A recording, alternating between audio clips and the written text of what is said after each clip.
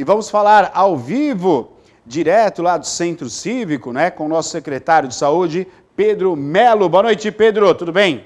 Boa noite, Neto. Boa noite, Maria. É um prazer enorme falar com vocês mais uma vez.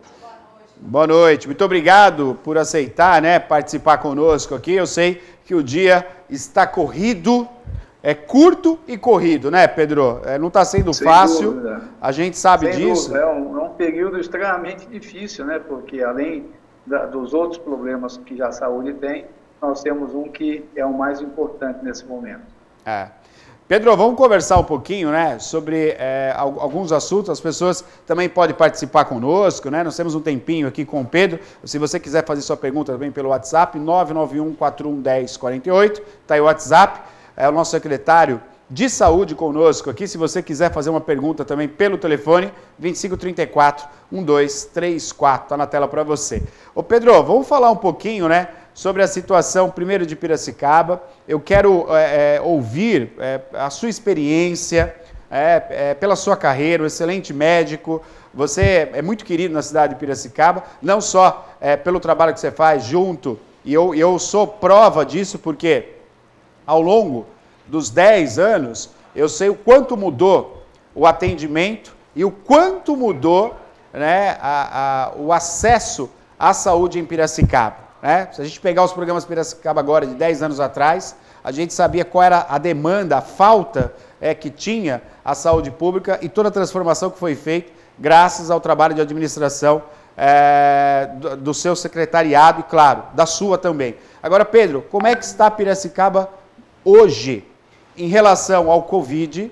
Está na expectativa? Está perdendo o controle? A população está colaborando. Eu queria ouvir a sua opinião real para a gente passar para todos os nossos telespectadores. Pois não? Pois, Neto, hoje nós estamos com 97 casos confirmados na nossa cidade, nós estamos com 176 casos suspeitos e totalizando aí 273 casos entre os suspeitos e os confirmados. E temos ainda 10 óbitos, infelizmente, 10 óbitos é um número expressivo pela proporção, e temos recuperados 44, e hoje nós temos 31 casos de pacientes internados que estão em tratamento, ou em terapia intensiva, ou seja, em enfermaria, nos hospitais da nossa cidade. Nós temos 4 hospitais da cidade que dão guarida aos nossos pacientes, tanto no setor público como privado, é o Hospital Santa Casa, os fornecedores de cana, o Hospital Regional e o Hospital da Unimed. Temos também a UPA do Piranhas Carneirinho, que funciona como se fosse um hospital de campanha, né? Onde nós temos 30 leitos disponíveis, sendo 3 leitos de terapia intensiva e 27 leitos de enfermaria. Agora, Pedro, isso para a demanda de uma cidade como Piracicaba, né? A gente está dentro do padrão, porque eu falei aqui essa semana, eu quero tocar nesse assunto, ao mesmo tempo que a gente tem essa pandemia e toda a estrutura que foi montada, mas o corriqueiro de uma cidade não para. Hoje nós tivemos um acidente pela manhã com 2 vítimas que foram socorridas ao hospital. A gente tem casos de AVC, a gente tem inúmeros casos que demandam uma UTI, por exemplo.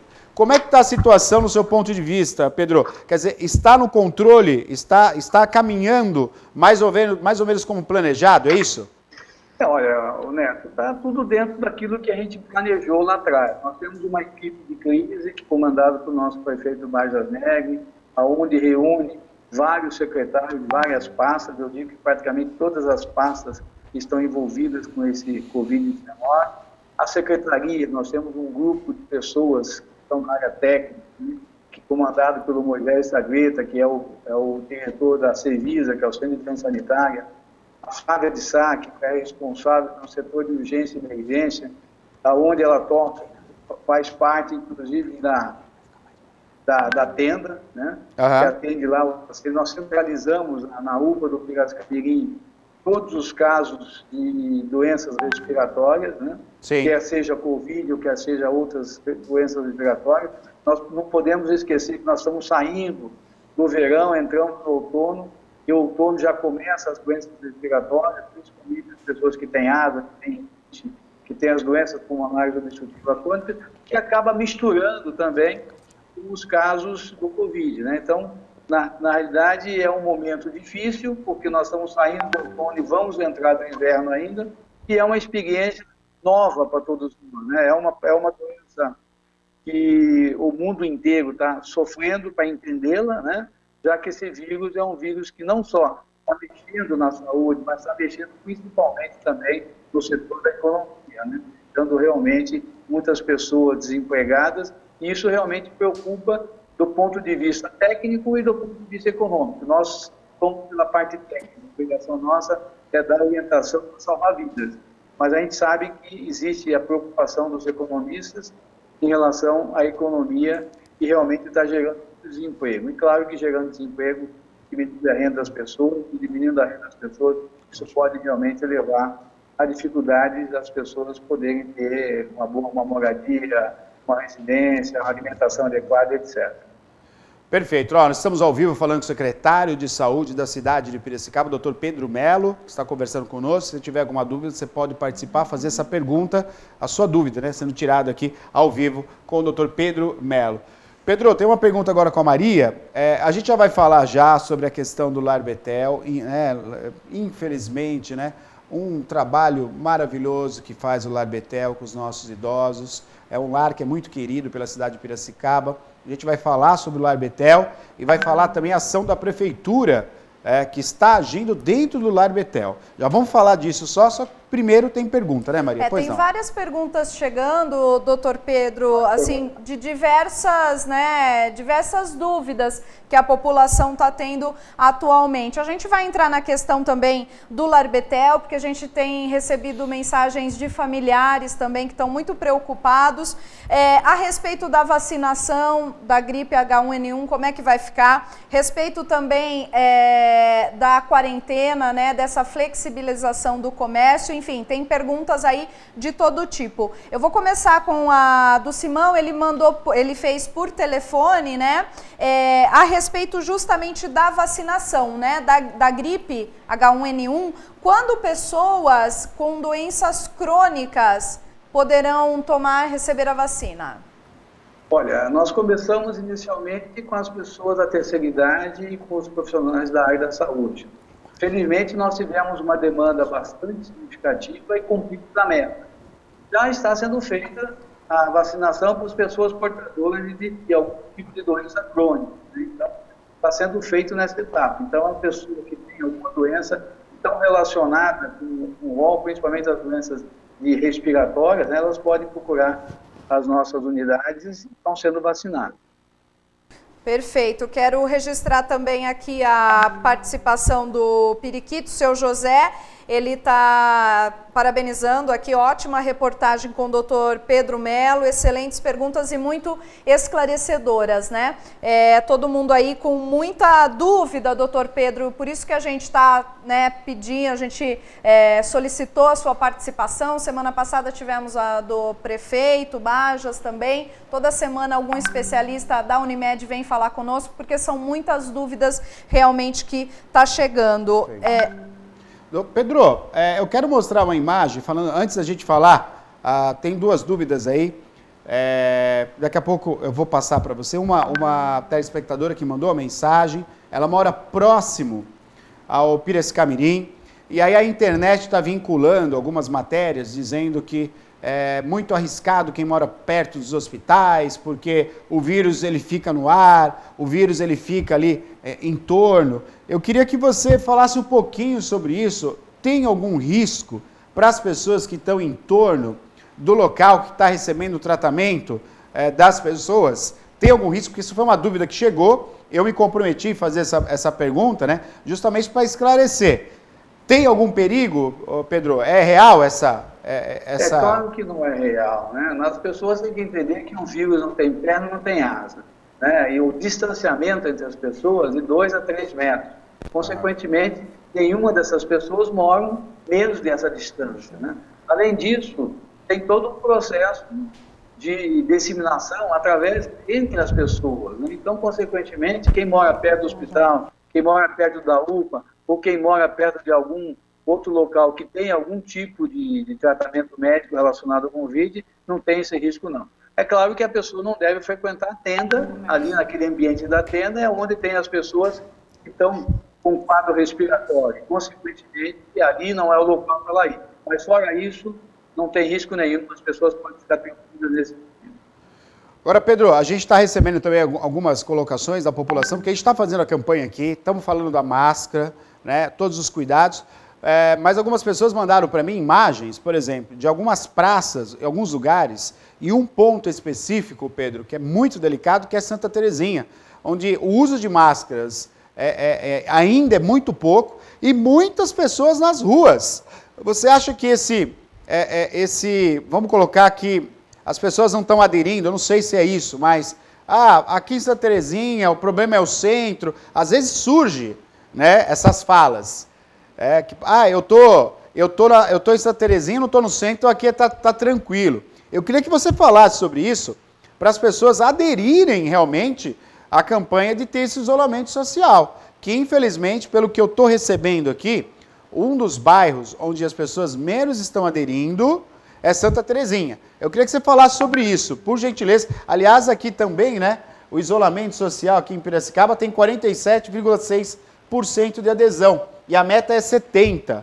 Vamos falar um pouquinho sobre isso, Pedro, por gentileza. Olha, isso é uma coisa importante, viu, Neto? As pessoas têm que ter consciência que a única forma da gente diminuir a disseminação dessa doença é através do isolamento social. E é claro que o isolamento social, o ideal sempre é em 70%, né? A partir de 70%, nós temos um isolamento extremamente significativo. Quando começa a diminuir isso, os riscos começam a aumentar. E o uso da máscara deveria ser obrigatório, né? Infelizmente, nós não colocamos a obrigatoriedade. Nós entendemos que a população tem que ser educada e tem que entender que o uso da máscara protege a ela e, claro, que protege a pessoa que ela gosta, a pessoa que ela ama.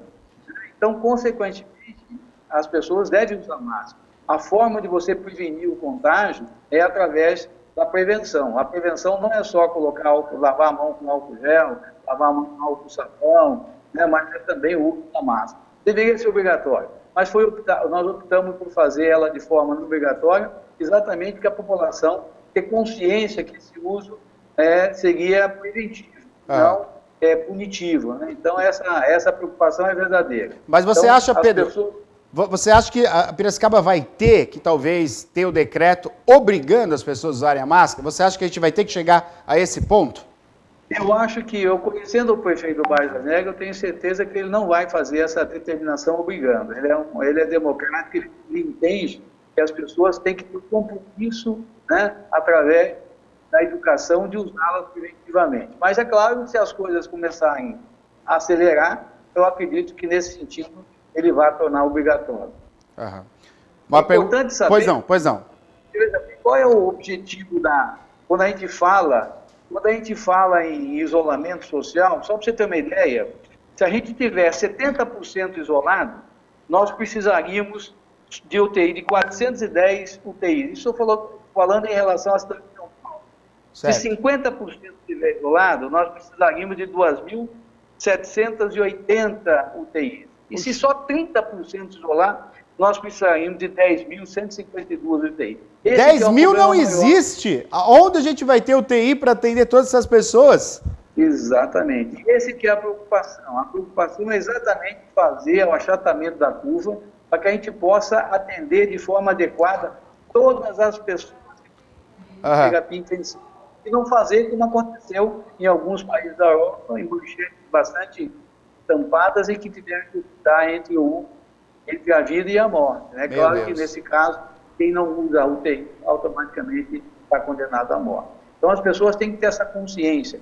E esse nível de 47 é muito baixo, né? Nós temos que subir a níveis mais elevados para a gente poder passar por esse momento de dificuldade com mais tranquilidade.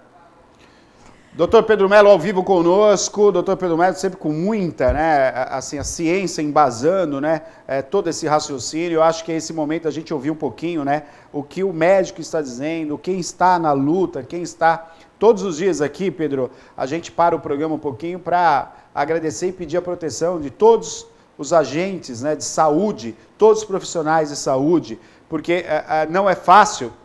Ao mesmo tempo que a gente vê todo o empenho de todas as secretarias, né? Não tem uma cidade que não está empenhada, mas a gente vê o descaso de algumas pessoas e o descaso de alguns políticos que pega celular e vai para a porta de hospital falando que está vazio.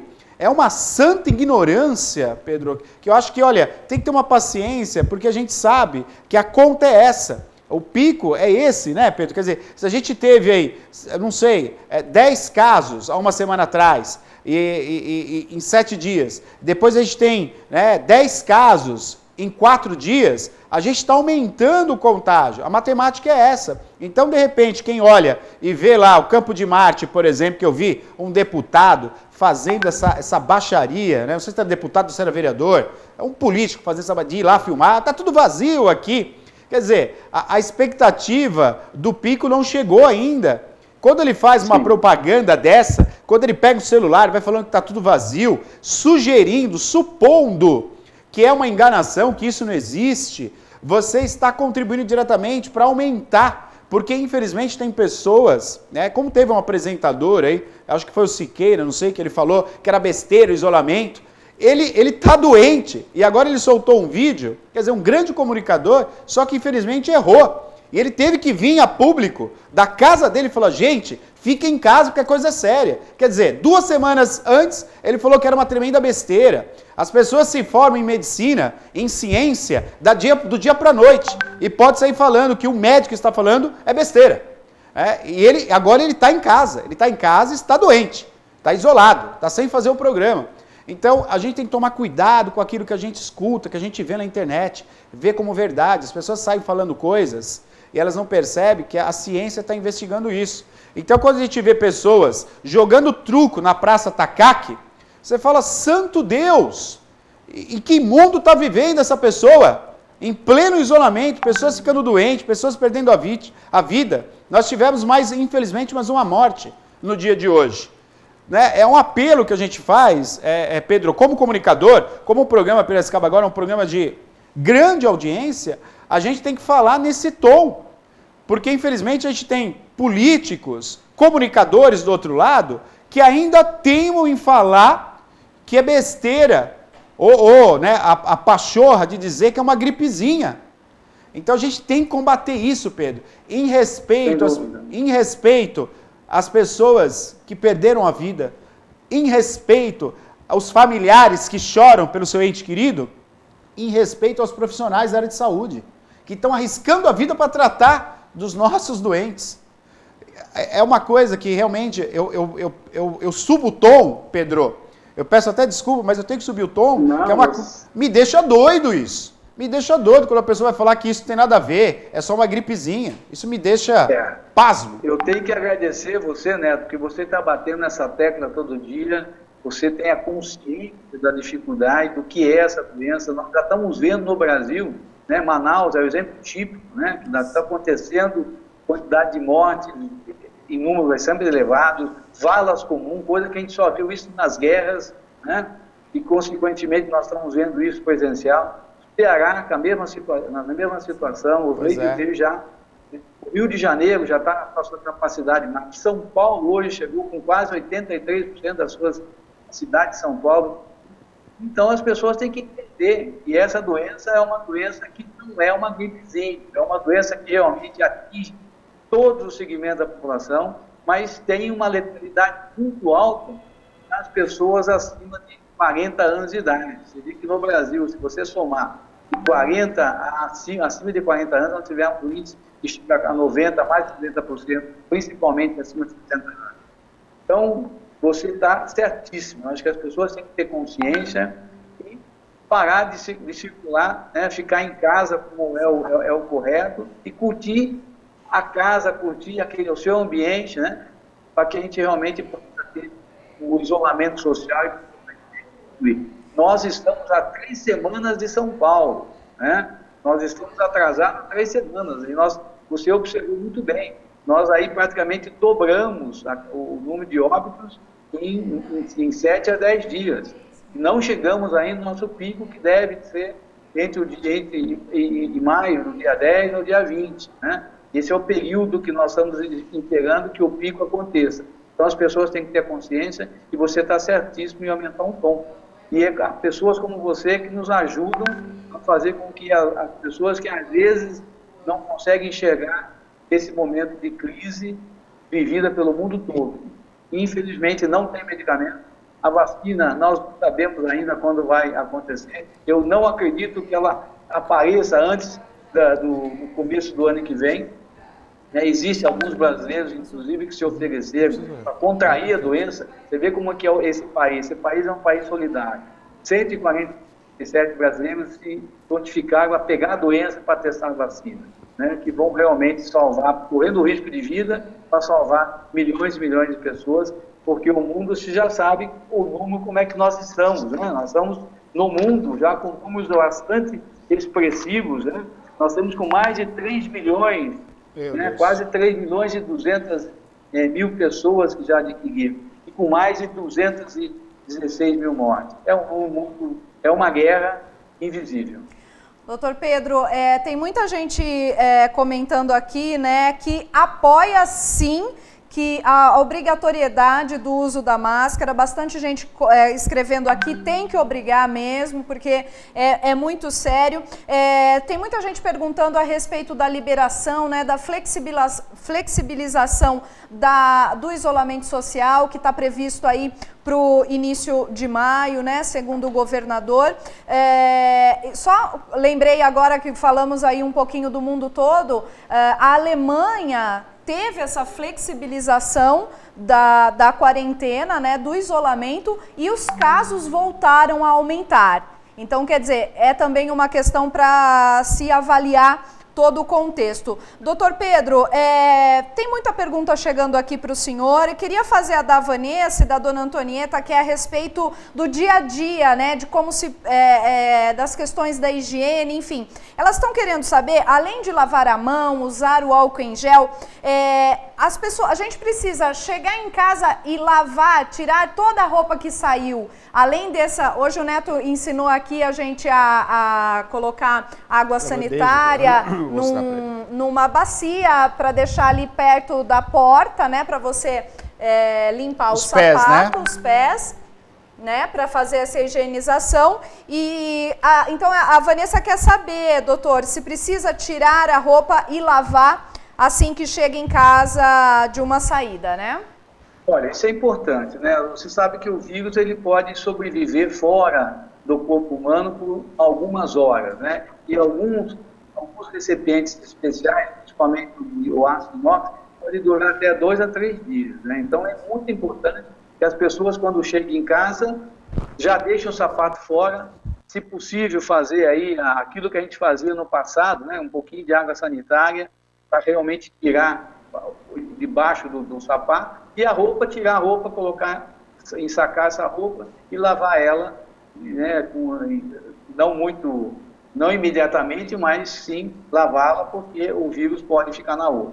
Perfeito. Principalmente as pessoas que frequentam ambientes que são ambientes onde possa ter uma grande circulação do vírus.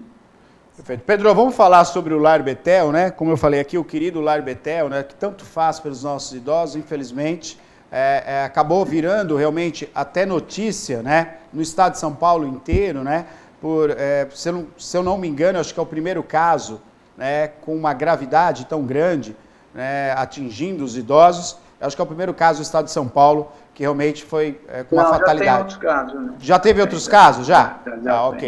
Ok. O mundo todo tem problema relacionado com os idosos, casas de lares, nas casas onde tem os idosos. Pedro, veja bem, o Lar Betel, né, sempre foi uma instituição muito séria. Sim. Abriga lá aproximadamente 82 idosos, tem um corpo de funcionários e colaboradores aproximadamente na mesma proporção, né, e sempre vem um trabalho muito bem feito com essa terceira. Inclusive a Prefeitura de Piracicaba tem um convênio com eles, onde a gente passa recursos financeiros para que eles possam pagar um médico que faz parte do processo, tanto lá como o Lar dos Velhinhos, que são as duas maiores instituições de abrigos de idosos na cidade. Infelizmente, no dia 13, nós fomos pegos por 2 pacientes que procuraram o SAMU e, consequentemente, foram à tenda, que estavam com suspeita do Covid-19. E, a partir daí, né, a vigilância epidemiológica foi avisada. No dia 14, nós já fomos ao Lar Betel para entender o que estava acontecendo. E começamos a fazer a testagem na população lá Cababa e lá Vita. E Para surpresa nossa, é claro, nós tivemos muitos funcionários positivos já com o IgG, né? Significa que já estavam positivos, curados, que em algum momento pode ter passado o processo. E também alguns pacientes, né, moradores que também testaram positivo, e outros já testaram com IgG positivo, demonstrando que já estavam imunizados. É difícil de saber de onde o vírus veio, mas supostamente ele vem pela circulação das pessoas, né? Alguém que se contaminou lá fora passou desapercebido, porque essa doença é característica, não precisa ter sintomas para poder contaminar, né? Consequentemente, uma dessas pessoas, ou o paciente, ou um funcionário, passou a contaminar a pessoa. É claro que essa população que habita lá é uma população extremamente fragilizada, que são pessoas que têm uma idade bastante avançada e às vezes têm comorbidade.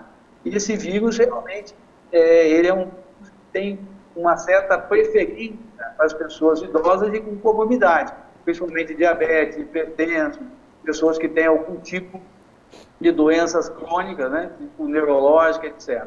Infelizmente aconteceu, nós temos uma equipe trabalhando lá, né, principalmente agradecer muito ao doutor Moisés Tableta, agradecer muito a Flávia, que estão lá frequentemente, a Márcia, que estão frequentando lá e fazendo as medidas preventivas, né? Porque não dá para você tirar um paciente lá é o lar. Então, isso está sendo feito de uma forma. E agradecer à administração da entidade, entendeu o processo todo e, com certeza, nós vamos ter sucesso daqui para frente e, quem sabe, não perder mais nenhuma vida.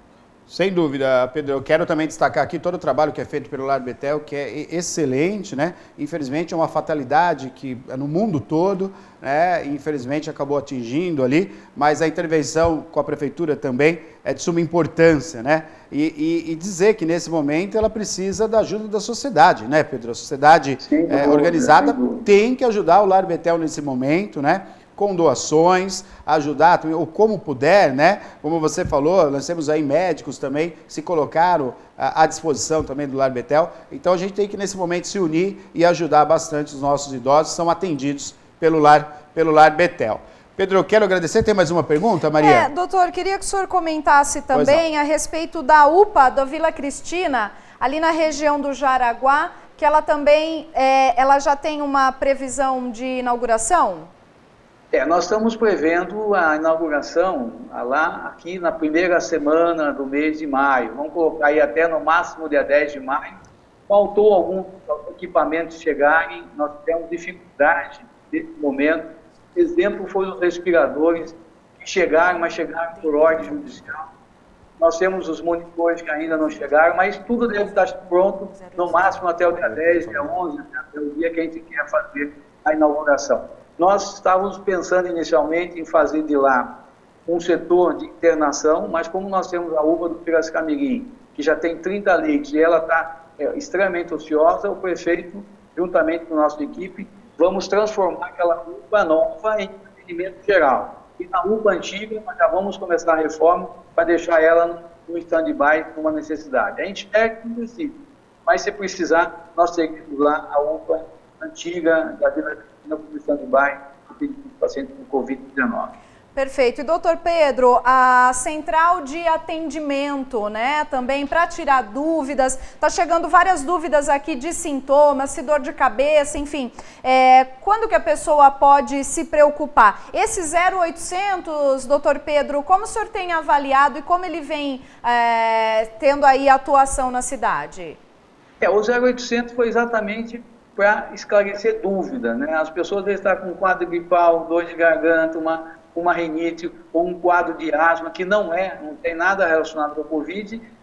A orientação é exatamente para isso. Ela vai ser orientada e não ir na unidade de pronto atendimento, onde o risco aumenta, né?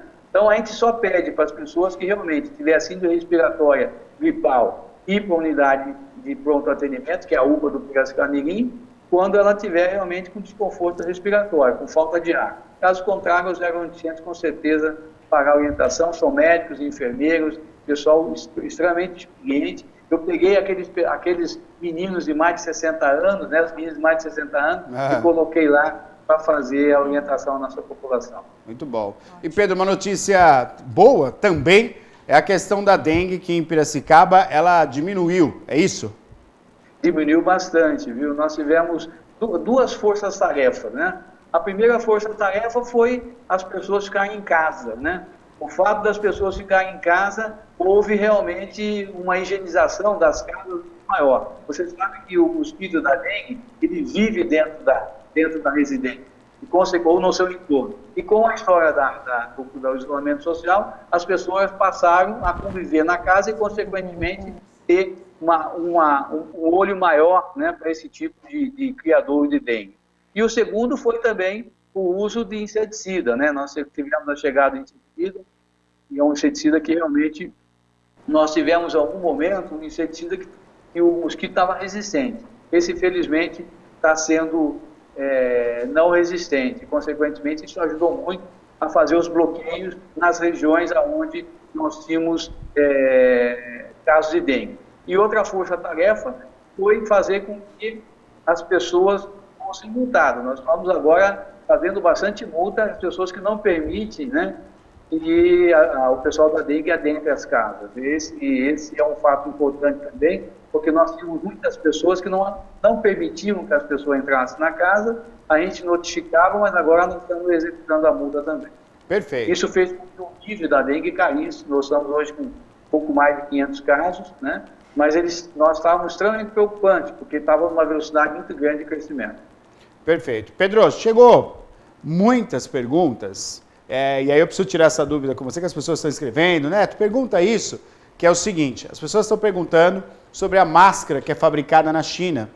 Se essa máscara realmente, e aí eu acho que é uma palavra do senhor que acho que é importante, se a máscara ela é boa, se essa máscara ela vai ser distribuída, se vai chegar nos postos de saúde, se tem algum risco. Então é legal a gente falar sobre isso. Como chegou, pelo menos aí são quase 15 ou 16 perguntas, que é a mesma coisa, saber sobre as máscaras chinesas. Eu gostaria que você esclarecesse então, Pedro, por gentileza.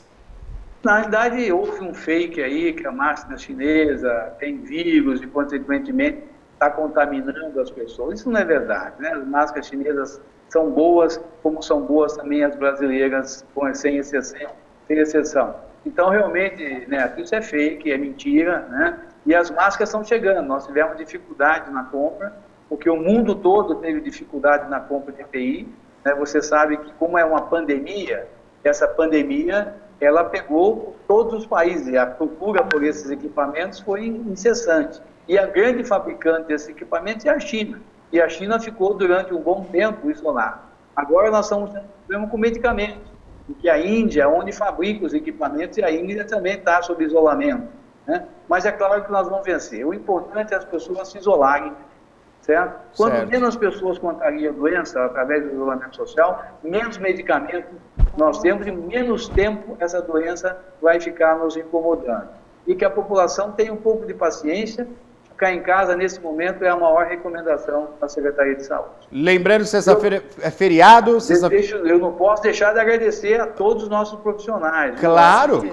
São pessoas que realmente estão na linha de frente, né? Diferentemente das grandes guerras, né, com grandes armas, nós estamos com o estilingue, né, porque é uma doença desconhecida, e nós estamos com o estilingue. Por que estilingue? Porque não tem medicamento, não tem vacina, né, então realmente esse pessoal está realmente carregando a secretaria nas costas, no modo de falar, né, e eu tenho que agradecer a todos, desde o pessoal da faxina até o profissional médico, porque realmente é um momento de risco que eles estão colocando a própria vida e seus familiares. Então, tem que agradecer muito a participação deles nesse momento de crise do Covid-19. Que a gente possa ressignificar a palavra herói, sabe, Pedro? Que às vezes a gente usa herói numa pessoa que não fez nenhum ato de heroísmo, a gente chama de herói. Não tem nenhum ato de heroísmo. Agora, herói, para mim, é aquele título que vem após esse grande ato de amor que são feitos todos os dias pelos profissionais de saúde, ao deixar a família em casa, entrar no hospital e não medir esforços para tratar. E como você bem falou, tratar com medicamentos que não é ainda o medicamento realmente que dá a cura, né? Que é pela luta, pelo empenho do profissional. Você tem o estilingue, e você conseguir ganhar a batalha com o estilingue, não digo a guerra ainda, né? Mas ganhar a batalha com o estilingue é 98% pelo empenho humano daquele profissional que está atendendo o doente, o familiar, o nosso ente querido. Então, a todos vocês, parabéns, que Deus possa proteger, iluminar, né? Você está à frente, a gente sabe disso, iluminar aí os seus pensamentos, que Deus possa iluminar o seu caminho e proteger toda essa equipe, porque essa equipe que está lá para atender todos nós, que a gente possa ter essa consciência, e parabéns e muito obrigado, viu, Pedro Melo? Eu tenho que agradecer você, Neto, lá na Guia, que faz um trabalho todos os dias de educação, e também agradecer ao nosso prefeito e todos os nossos secretários, porque a gente não mede esforço em nos ajudar, a gente sabe que nesse momento de crise, todas as secretarias estão envolvidas, e nós tivemos na sexta-feira o que cada uma fez. Realmente é uma coisa muito surpreendente, todas trabalhando em prol da população. Agradecer então a todos vocês e continuem nos ajudando. Educar é o melhor caminho. Exatamente. Hoje, no Dia Internacional da Educação, né, doutor Pedro? Que a gente possa comemorar essa data com sabedoria. Olha, a gente está recebendo inúmeras mensagens aqui, parabenizando, agradecendo o senhor por esse momento disponível aqui ao programa Piracicaba Agora, esclarecendo tantas dúvidas para inúmeras pessoas da nossa cidade de Piracicaba, que estamos todos apreensivos, né, doutor? A Vanessa está aqui, a dona Maria, enfim, o seu José. Eu quero também registrar aqui a equipe do Café Ducati está parabenizando o Dr. Pedro Melo e toda a equipe de saúde de Piracicaba. Parabéns pelo exemplo e por essa guerra aí que a gente vai vencer com certeza, Dr. Pedro. Você viu que é a modernidade. A última vez que eu fui, eu fui o Café Ducati, né? Agora eu não eu estou à distância, mas parabéns aí pelo Café Ducati, que é, por sinal, muito delicioso. Show de bola. Pedro, muito obrigado, viu? Obrigado, eu que agradeço, né? Valeu. Um forte abraço. Obrigado. Tá aí o Dr. Pedro Melo, secretário de Saúde da cidade de Piracicaba, conversando ao vivo, direto do Centro Cívico com a Prefeitura Municipal da cidade de Piracicaba. Ficar em casa, usar a máscara, né? O possível de ficar em casa, quando não der, usem a máscara. É a única maneira da gente impedir, a gente mostrou aqui e a gente para nós, para as pessoas que a gente ama, a gente deve isso, né? Deve isso aos profissionais de saúde que estão lá tratando, eles que estão tratando os doentes. E é difícil, viu, gente? É muito difícil. É um empenho total. Não tem medicamento ainda que cura. Tem que ficar em empenho, colocando o respirador, movimentando a pessoa, acudindo a pessoa, os enfermeiros, os médicos, a equipe de limpeza. Então a gente deve isso aos profissionais da área de saúde. A gente deve isso ao seu amor, à sua família, aquele que você ama. Use a máscara e se isole o máximo possível.